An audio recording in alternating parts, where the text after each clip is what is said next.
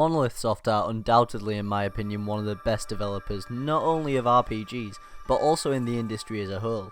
There is no doubting in my mind they're the cream of the crop. Monolith Soft's most recent project is Xenoblade Chronicles X for the Wii U, and damn does that game look good. So to celebrate its release, let's go through the history of one of Nintendo's top developers. Though before we speak of any of Monolith Soft's games in depth, let's talk about the studio origins. You see, what we now know as Monolith Soft has its roots, like many JRPG studios, in Squaresoft. Much of the senior staff at Monolith Soft would originally work on the game Xenogears while working at Square. This game was originally pitched by the now CEO of Monolith Soft, Tetsuya Takahashi, as his take on a potential Final Fantasy VII game. This was rejected due to it being seen as too dark and complicated. This decision may well have proved right, as obviously Final Fantasy VII was a massive success. Xenogears would gain quite a die-hard fanbase due to the high praise of the game's highly ambitious story, which was deeply psychological, incredibly vast, and even sinister at times, touching on the subject of reincarnation, wars which span thousands of years, pyramid schemes, and even thought manipulation. Despite this, due to budget limitations, the game would have fairly bad pacing, with the second disc being heavily condensed, though the fans that this game would gain would follow Takahashi and his team onto its spiritual successor when they left Squaresoft.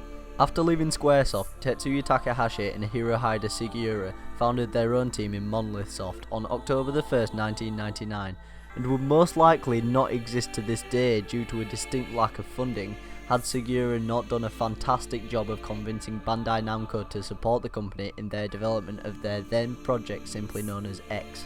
This would eventually be known as Xenosaga, and the series would be for the most part on the PlayStation 2, with the release of one game on the DS also, though in a very much different form from its PS2 counterparts. This series gained many more fans, at least in Japan, and proved a huge success in its homeland for its vast ambitions and often very strong storylines. Notably, the character Cosmos is from this series. She is quite a notable character and she has a really awesome design.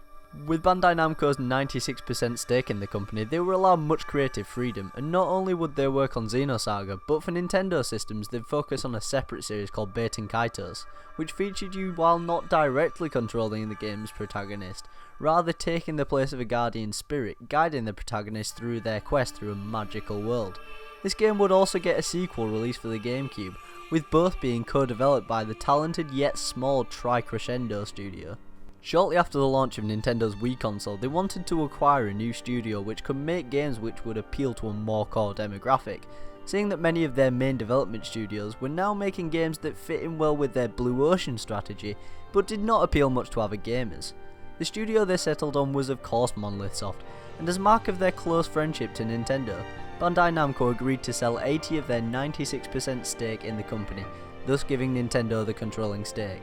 At this point in time, Monolith Soft were developing Disaster Day of Crisis for the Wii, and while gaining middling reviews, it was a game with a decent concept. It was certainly out of the studio's speciality, especially since it wasn't an RPG of any kind. Nintendo would soon put the studio to work.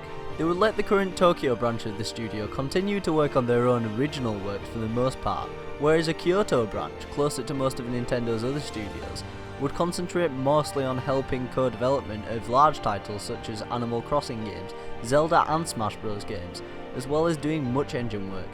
While Monolith Soft have created many small to mid-sized projects under the ownership of Nintendo, including strangely enough an official Dragon Ball Z game for the DS titled Attack of the Saiyans, it would be during the development of Somabringer, a highly praised action RPG for the DS which would never gain a Western localization, that Takahashi would envision a game where the world would be upon two giant beasts.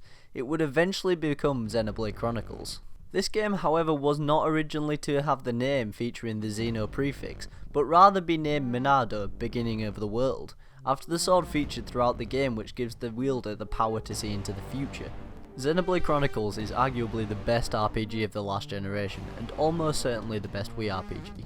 With much deserved praise from critics, calls grew louder for a Western release, and due to Nintendo of America's refusal, it looked unlikely, but Nintendo of Europe were the ones to step up to the plate and localise the game, which resulted in its release in the region, and in Australia, in 2011, with America following the next year.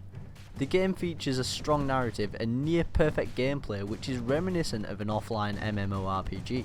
With Monolith Soft gaining a small but very loving and hardcore audience in the West of Nintendo fans, the next game, this time for the Wii U, was announced in 2013 and would later be known as Xenoblade Chronicles X.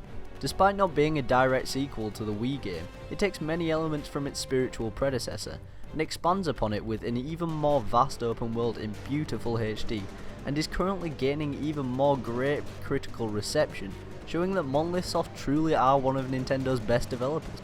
Despite Nintendo buying the remaining 16% stake that Bandai Namco owned of Monolith Soft, they still often work with the publisher through their strategy fighting RPG series Project Crosszone, which is co-developed with Banpresto for the 3DS.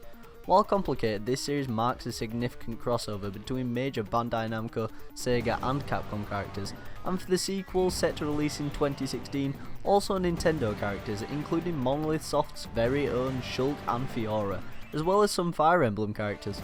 That brings us near the end of this Nintendo note on the history of Monolith Soft to celebrate the release of Xenoblade Chronicles X. The studio will hopefully continue to do great things with Nintendo hardware, with their current urgent and mass recruitment drive meaning even more expansion for the fantastic studio, and whatever the NX may be, they're set to make the best RPG on the system, I have no doubt. Thank you very much for watching this video. If you enjoyed it, please don't hesitate to subscribe for more Nintendo No and other great shows as well. Feel free to show your support by liking, please comment what you think of Monolith Soft and Xenoblade Chronicles X, are you going to be buying it? Also, if you're feeling incredibly generous and want my undying love, there's a link down to my Patreon down below, so check that out if you want. Thank you very much guys, and bye bye.